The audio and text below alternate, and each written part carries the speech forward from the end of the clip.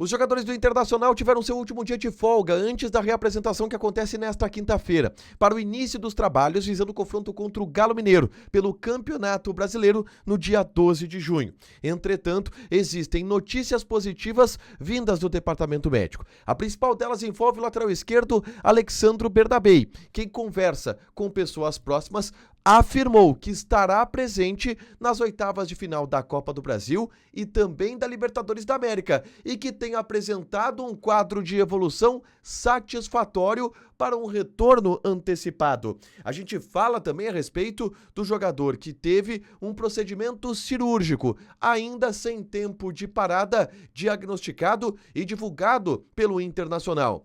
A repercussão da sondagem feita pelo América do México na direção colorada pelo atacante Wesley. Falaremos também sobre a proposta feita pelo Internacional para um volante do Juventude. Esse é o Diário do Inter KTO desta quarta-feira, 4 de junho de 2025.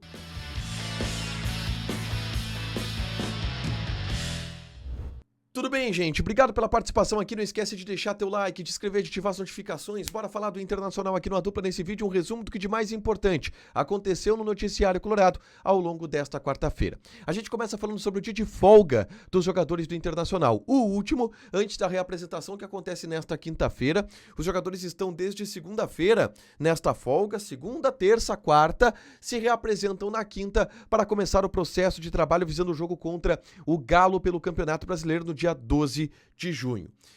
Existem expectativas relacionadas a alguns jogadores, tá? De presença ou não. Ricardo Matias, por exemplo, que teve um desconforto muscular, de acordo com o Inter, na partida contra a equipe do Sport Recife. Ele deverá estar à disposição a partir do momento em que não houve uma lesão constatada, e já se faz mais de 2 semanas que ele teve esse desconforto muscular. Deve ser uma opção para o ataque do técnico Roger Machado. Carboneiro também deverá ser uma opção para esta partida no dia 12 de junho.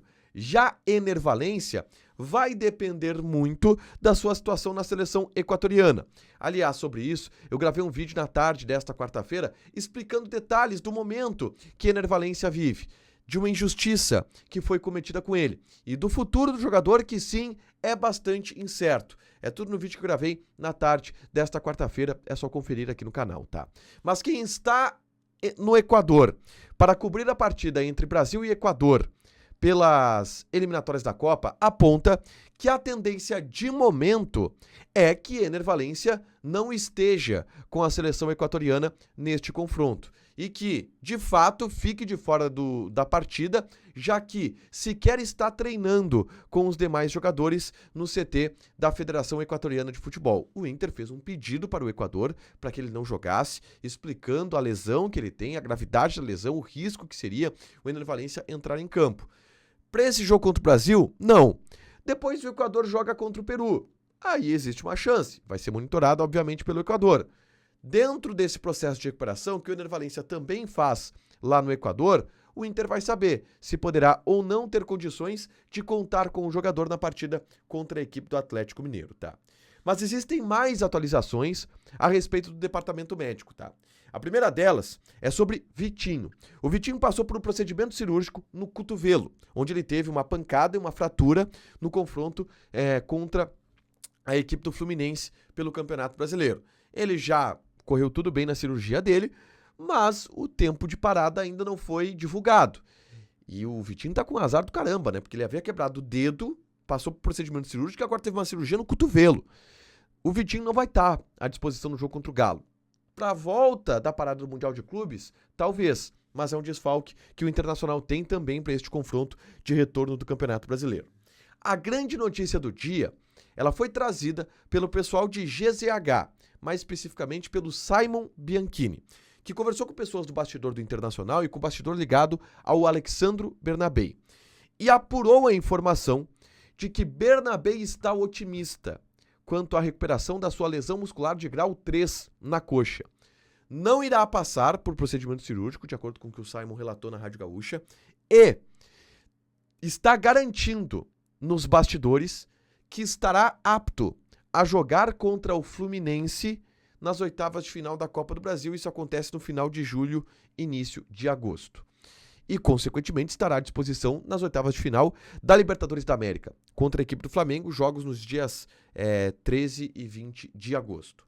O que é uma grande notícia. O Bernabé estar à disposição para esses jogos é fundamental para o planejamento do Internacional, que até cogita contratar um lateral esquerdo devido à ausência do Bernabé pelo período tão grande. Ele teve uma lesão muscular de grau 3, que normalmente demanda algo em torno de 3 meses de recuperação. Ele garante que vai estar recuperado antes. Já caminha sem dores, e aqui eu faço um relato quase pessoal, quase individual, que eu vivi com o Bernabé, tá? Eu vi o Bernabé recentemente. A gente viu ele no bastidor do Beira-Rio, bastidor do CT Parque Gigante, e ele caminha normalmente, sem dificuldade nenhuma. Ao contrário, por exemplo, do Ricardo Matias, que teve só um desconforto muscular que nos gerou estranheza com o diagnóstico da lesão que ele teve. Mas é um sinal de que ele está clinicamente melhor, está sentindo menos dor, e dessa forma ele pode ir avançando no seu processo de recuperação. Ele está bem otimista, e o Inter também, de que ele pode se recuperar antes do prazo previsto, tá? Vamos falar sobre mercado de transferências? Kaique, volante do Juventude. O Inter pretende, e de acordo com o Wagner Martins, canal do Vaguinha, o Inter fez uma proposta para o Juventude, que está perto dos 5 milhões de reais, abaixo de 1 milhão de euros. O Juventude havia solicitado para o Grêmio, que também tentou contratar o Kaique, 2 milhões de euros. O Grêmio chegou nos 2 milhões de euros e o Juventude recuou da proposta. Então, não há sinais de que o Juventude vá aceitar essa proposta do Internacional, que seja de 5 milhões de reais, e a informação é de que até é um valor menor do que esse. Mas vamos ver como é que se desenrola o negócio. O Roger tem uma ligação com o Kaique. O Kaique pode ajudar de alguma forma. Vamos ver como vai se desenrolar o negócio. Mas o Inter quer o jogador, é um pedido do Roger, e está tentando a contratação do Kaique, volante, 28 anos, que, enfim, é conhecido no futebol do Rio Grande do Sul pelo desempenho que ele teve na equipe do Caxias. Da equipe do Juventude, perdão. Por último, vamos falar sobre o Wesley. Eu trouxe aqui ontem a informação vinda do México de que o Wesley recebeu uma sondagem do América do México e que está disposto a fazer uma investida de 9 a 10 milhões de dólares pelo jogador. Isto já repercute no ambiente colorado. Como? O Inter está afirmando que nada chegou até o momento. E, de fato, nem a matéria lá do México diz que houve uma proposta. Não houve até o momento. Mas o Inter não descarta a venda do jogador. Diz que nenhum jogador é inegociável. E assim, gente, se chegar a 10 milhões de dólares, é muito difícil que o Internacional não venda o Wesley. Pelo desempenho que o Wesley vem tendo na temporada, pela possibilidade, por exemplo, de usar essa grana para contratar um Inestrosa, que custaria 5 milhões de euros, 50% do passe do jogador, e é um jogador que o Inter deseja. Tudo isso entraria. Eu acho muito difícil o Wesley ficar se vier uma proposta de 10 milhões de dólares realmente do América do México, e o Inter já deu sinais nesse tom, de que nenhum jogador é inegociável. É claro que o Inter vai tentar aumentar a pedida, vai tentar pegar um percentual maior em relação ao jogador, mas é um negócio que é possível se de fato o América do México chegar com esta quantia de grana.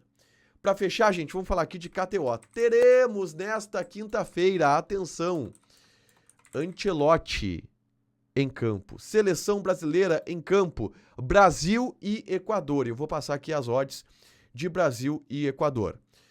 Equador tá pagando 4. Empate 3.2. Brasil 2.05. Meu palpite é 2-0 Brasil, tá? Me cobrem que eu vou fazer esse palpite lá no Debate Raiz em busca das coroas. Joga na KTO com responsabilidade, clica no link que está fixado aqui nos comentários, faz o teu registro, lembrando que é um site de apostas, você perde, você ganha, você perde, você pode perder dinheiro em uma casa de apostas. Apenas maiores de 18 anos podem jogar, um site para você se divertir, beleza? Deixa teu like, te inscreve, ativa as notificações que vai ter mais conteúdo aqui no canal. Beijo!